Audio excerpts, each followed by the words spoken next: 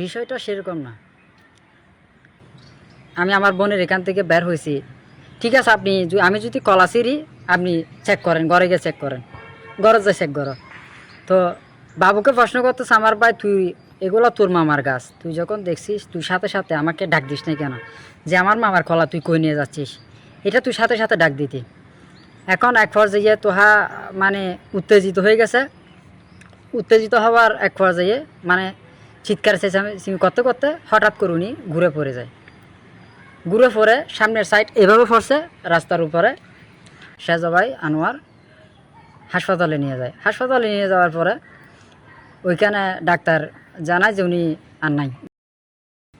তো আবার সাথে সাথে আমার ভাই আবার মানে কেঁদে দিছে যে ওনার তো তিনটা চারটা ছোটো ছোটো ছেলে মেয়ে আছে, এদের কি হবে। ও আবার ওইটা ওয়াফেস মানে ওদেরকে নিয়ে ওনাকে নিয়ে সাথে সাথে গাড়ি করে নিজে এসে নামাই দেয়। আমার এলাকাবাসীর কাছে, প্রশাসনের কাছে সে যদি তাইলে একটা মানুষ এখন সে জানে আইনি বেকায়দে পড়বে।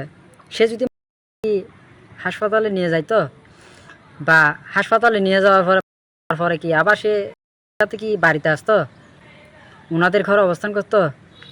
ইস্যু নিয়ে ওনার স্ট্রোকের বিষয়টা নিয়ে এলাকার কিছু ভাই ব্রাদার, জানি না তাদের কোন স্বার্থ উদ্ধার করার জন্য তাদের সাথে আমাদের কি দুশ্মনী আছে সেটা হাসিল করার জন্য তারা মানে আমার ভাইয়ের উপর পুরো দোষ চাপাইতে, যে আমার ভাই টস দিয়ে মারছে বা আমরা আমার পরিবার আমরা সবসময়ই আমাদের দেশের চলতি আইনের প্রতি শ্রদ্ধাশীল।